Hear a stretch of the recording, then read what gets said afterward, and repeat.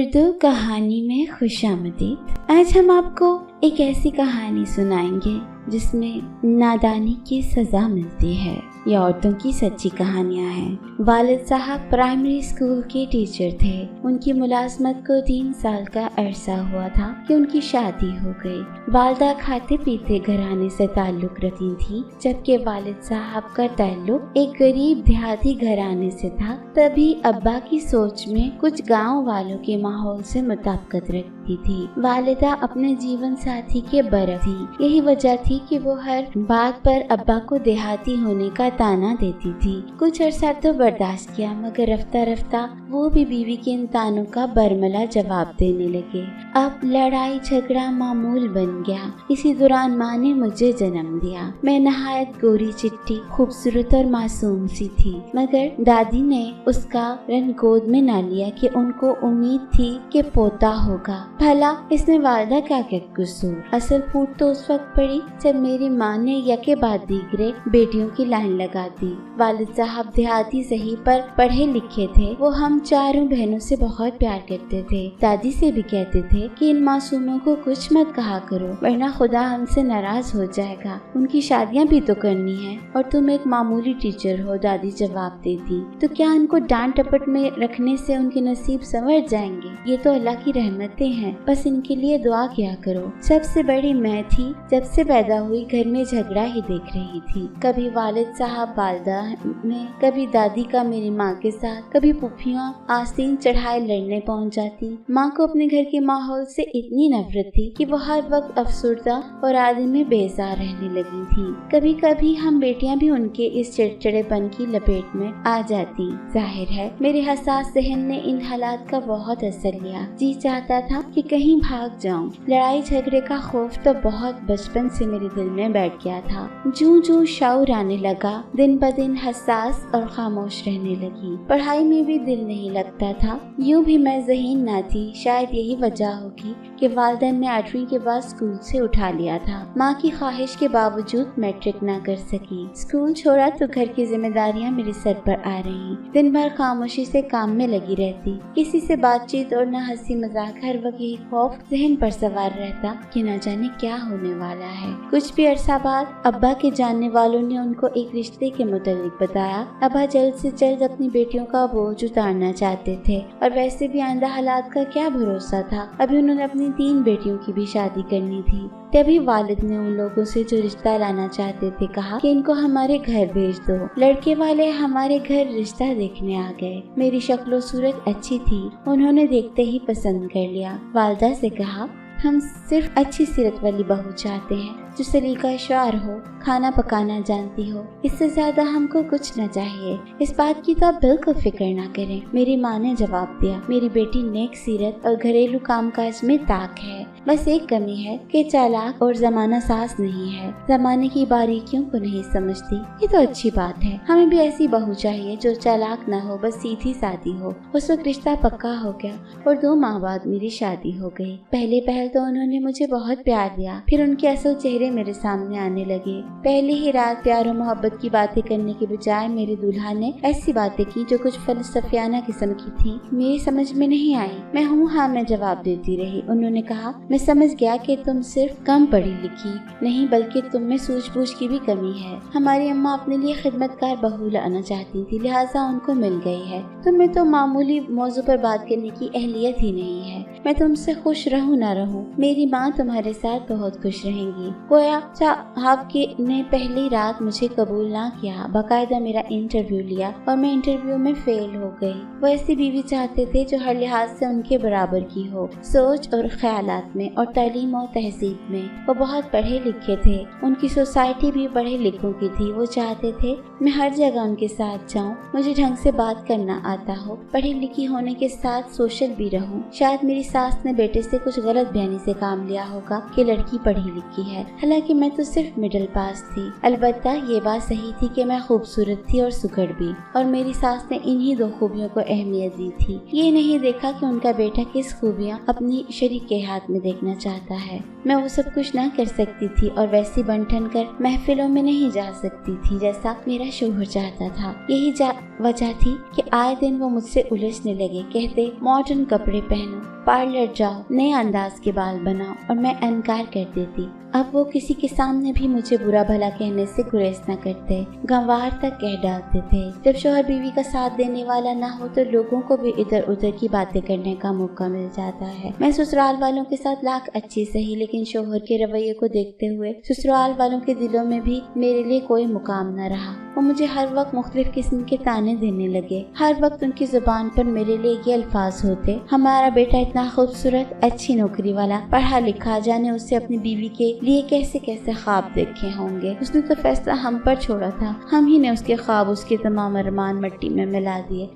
नंदे भी माँ से अब यही कहने लगी कि जब हमारा भाई शादी से खुश नहीं तो ऐसी बीवी किस काम की। हमारा बस चले तो हम अपने भाई की दूसरी शादी करवाते। उनकी बातें सुनकर मैं अंदर ही अंदर कुटती थी, मगर किसी से कुछ नहीं कहती थी। हत्ता के अपने वालिदैन से भी इस बारे में जिक्र न किया कि उनको तकलीफ होगी। कुछ ही अरसे के बाद मैं एक खूबसूरत बेटे की माँ बन गई। मैंने अल्लाह का लाख शुक्र अदा किया कि उसने मुझे बेटे से नवाजा। कम से कम ससुराल में मेरे पाँव तो जमे। साल बाद बेटी हो गई। अपने बच्चों की परवरिश में मैंने कोई कसर ना उठा रखी। अपनी तरफ से मैं उनकी परवरिश अच्छे तरीके से कर रही थी। उनकी तरफ हमा वक्त मतवज्जा रहती और अपनी जान उन पर निछावर करती थी। इस पर भी मेरे शोहर और ससुराल वाले कहते, अनपढ़ है, क्यों कर सही तरह से बच्चों की परवरिश करेगी। काश हम पढ़ी लिखी बहू लाते। मैं सब इसलिए बर्दाश्त कर रही थी कि अभी मेरी 3 बहनों की शादियां होनी थी। नहीं चाहती थी कि मेरी वजह से उनका मुस्तकबिल खराब हो। मैंने खुद को बदलने की कोशिश की कि वैसी बन जाऊं जैसा शोहर और उनके घर वाले देखना चाहते हैं, मगर नाकाम रही।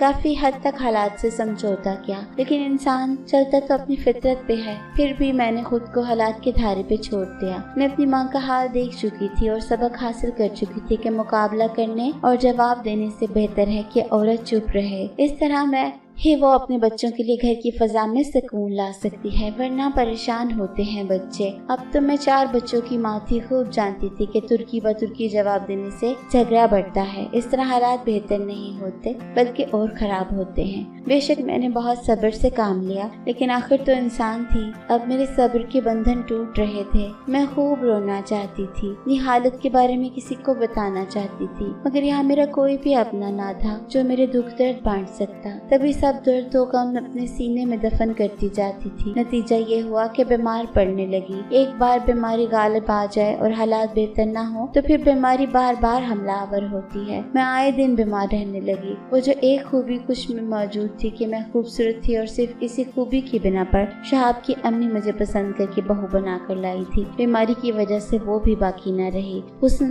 गहना गया, आंखों के गिरसिया हल्के पड़ गए, चेहरे बेरौनक और रंग उड़ा उड़ा सा। थोड़ा सा काम करने से सांस फूलने लगा। आराम की नीयत से जरा सा लेट जाती तो घर में शोर बर्पा हो जाता कि हम तुम्हें आराम करने के लिए तो नहीं लाए थे, हमारे घर का सारा काम पड़ा है। अगर हर वक्त पलंग पर बिछी रहेगी तो कौन काम करेगा। इन बातों से बचने के लिए मुझको मजबूरन काम करना पड़ता। नंदे कॉलेज जाती थी और सास कहती, मैं तो बूढ़ी हूँ, काम कैसे कर सकती हूँ, काम तो तुमको ही करना पड़ेगा। वो मुलाजमा भी न रखती कि उनको नौकरानियों के हाथ का काम पसंद ही ना था। इन जिल्लत अमीर जुमलों से बचने की खातिर मरता क्या न करता, मजबूरन उठकर काम करने लगती। शोहर रात के आते और आकर सो जाते जैसे उनको मुझसे कोई इलाका ही ना हो। कभी मीठा ना बोलते। हर एक ही कमरे में 2 अजनबियों की तरह जिंदगी गुजार रहे थे। वो मेरे होकर भी मेरे ना थे। एक इज्जतदार शख्स की बीवी थी, लेकिन तमाम रिश्तों के होते तहे दामन छत जरूर थी। शहाब ने कभी ना पूछा कि तुमको कुछ चाहिए। मेरी आदत वैसे भी कुछ इस तरह की नहीं थी कि कुछ मांगती। जो मिल गया खा लिया, जो मिल गया पहन लिया। मैंने सब कुछ अपनी किस्मत का लिखा समझकर चुप का रोजा रख लिया। मैं रोज रोज के झगड़ों से घबराती थी, इसलिए चुप रहती थी कि मेरा अंजाम भी मेरे वालिदैन जैसा ना हो। वही तारीख दोहराई जा रही थी। फर्क सिर्फ ये था कि वहाँ अम्मा रौबदार थी, यहाँ मेरे शोहर। सोच सोच के डरती थी कि इन झगड़ों का असर मेरे बच्चों पर ना पड़ जाए, जिस तरह मेरे वालिदैन के झगड़ों का असर हम बहनों पर हुआ। तभी ऐसी कोई बात भी ना मुंह से निकालती कि जो झगड़े की बुनियाद बने। एक मनहूस दिन मेरी एक सहेली आ गई। मैं अकेली बैठी थी, दिल पर मनोबोझ था। सुबह ही ज़ारा के अब्बा बिला वजह झगड़ा करके गए थे। जी चाहता था कि चीख चीख कर रहूं, भला बात ही क्या थी। उन्होंने कहा था कि बुनियाद धो देना। मैंने धोकर रस्सी पर डाली, वो देवर साहब पहनकर चले गए बिना बताए। भला इसमें मेरा क्या कसूर। जब शहाब ऑफिस जाने को तैयार होने लगे तो बुनियाद न थी। कहा तुमने धोई ही नहीं होगी, अब झूठ बोल रही हो। मुझको दस्त सुना दी। मैं रोने लगी। पहली बुनियाद ने उठाकर मेरे मुंह पर मारी और बगैर कपड़े तब्दील करके चले गए। नंदे कॉलेज और बच्चे स्कूल जा चुके थे। सास भी पड़ोस में चली गई। मैं अकेली ही बैठी थी कि फाजिला आ गई। ये बरसों बाद मुझसे मिलने आई थी। मुझको रोते देखकर पूछा क्या हुआ। मुझे उस वक्त किसी गमगुसार की जरूरत थी। जरा सी हमदर्दी पाकर फट पड़ी। उसके कंधे पर सर रख कर खूब रोई तो उसने कहा बेहिम्मत बनी हुई हो इसलिए इतना दुख सह रही हो, जरा हिम्मत से काम लो फिर देखो क्या होता है। तो क्या करूं फाजला, किधर जाऊं। बाप बेचारा कमजोर बूढ़ा जिसके दर पर 3 बिन ब्याही बेटियां बैठी हैं। खामन को कह दूं मैं जा रही हूँ, चंद दिन में के चली जाऊं, बच्चे भी छोड़ जाऊं। ये बच्चे संभालेंगे, घर का काम करेंगे तो जल्द तुम्हारी कदर आ जाएगी। जाने में किस मूड में थी कि बच्चों के स्कूल से लौट के आने का इंतजार भी न किया। घर की चाबियां पड़ोसन को थमा कर कहा कि सास आए तो कह देना कि मोमिना चली गई है, अपना घर बार पोते पोतियां संभालो। मैं अब इस अकूबत खाने में नहीं रह सकती, मुझे मत ढूंढना। मैं के नहीं जा रही, मैं अब तुम्हारे घर कभी भी लौट के नहीं आऊंगी। सहेली के अफसाने पर बगैर सोचे समझे घर से कदम निकाला। नहीं जानती थी कि कदम मुझे बहुत महंगा पड़ेगा। हमेशा के लिए बच्चों का मुंह देखने को तरस जाऊंगी। ऐ काश उस वक्त अकल से काम लेती और अपनी वालदा को घर से बुलवाकर उनके साथ ही चली जाती। फाजला के घर तमाम दिन रही। रात आई तो सोचा कि मैं के जाऊं, कम से कम उनको बताऊं कि कहाँ हूँ और कैसे हालात में हूँ। रात को माँ के पास पहुंची। वहाँ मेरा मातम था कि खुदा जाने कहाँ गई, किसके साथ भाग गई। मैंने माँ से कहा मैं किसी के साथ नहीं भागी, फाजला के घर थी। माँ ने कहा अव्वल तो घर से कदम नहीं निकालना था और अगर आना ही था तो मुझे फोन करती, मैं आ जाती। घर की चाबियां मेरे सामने सास के हवाले करती। अब तो तुझ पर हर सौ तरह तरह के इल्जामात लगेंगे। वो तो थाने तेरी गुमशुदगी की इत्तला दर्ज कराने जा रहे हैं कि बहू हमारे घर से नकदी और जेवरात भी ले गई है और न जाने किसके साथ गई है। मैंने ये सुना तो होश उड़ गए। ये तो सोचा भी न था कि ऐसा भी होता है। अब्बा अलग हैरान थे कि अब क्या करें। फौरन भागे हुए गए। मेरे खामन को बताया कि सहेली के घर पर थी, हमारे घर आ गई है। वो ना माना, बोले हम क्या जाने सहेली के यहाँ थी कि कहीं और थी। अब हम उसे ना रखेंगे। इतना लिहाज करते हैं कि थाने में रपट नहीं लिखवाते कि कुछ घर से लेकर नहीं गई, मगर अब वो हमको इतना घर वापस नहीं लाएंगे। वालिद साहब गमज़दा वापस आ गए। तीनों बहनें भी रोने लगी कि उनको भांजे और भांजियों से बहुत प्यार था और अब तो उनसे मिलना नसीब की बात थी कि बच्चे भी मैं उनके बाप के घर छोड़कर आ गई थी। ये है औरत की हैसियत और उसकी खता। कसूरवार ना भी हो तो सजा मिलती है और हर कदम ससुराल में फूंक फूंक कर रखना पड़ता है। 5 साल गुजर गए वालिदैन के घर रहते हुए। एक दिन भी उन्होंने बच्चे ना दिखाए। कहते थे कि हमने तो नहीं छीने थे, खुद ही छोड़कर गई थी। बच्चों की सूरत देखने को तरस गई। सब कहते हैं कि बच्चे तो अदालत से मिलेंगे। वो भी कहते हैं कि हाँ अदालत का दरवाजा खड़काओ, अदालत तुमको बच्चे देती है तो हम भी दे देंगे। बच्चों की याद सताती तो कलेजा मुंह को आने लगता। वो मेरे बगैर कैसे तैयार होकर स्कूल जाते होंगे, क्या सोचते होंगे कि उनकी माँ कहाँ चली गई। ना जाने ससुराल वाले उनसे मेरे बारे में क्या कहते होंगे, कैसी उल्टी सीधी बातें उनको मेरे बारे में बताते होंगे। कितनी अजियत उनको मिली और कितनी मुझे। फिर भी हासिल क्या हुआ, इससे तो वही हालत अच्छी थी कि अपने घर में अपने बच्चों के पास तो थी। बच्चे मेरी आंखों के सामने रहते और मुझे उनके काम करके सुकून मिलता था।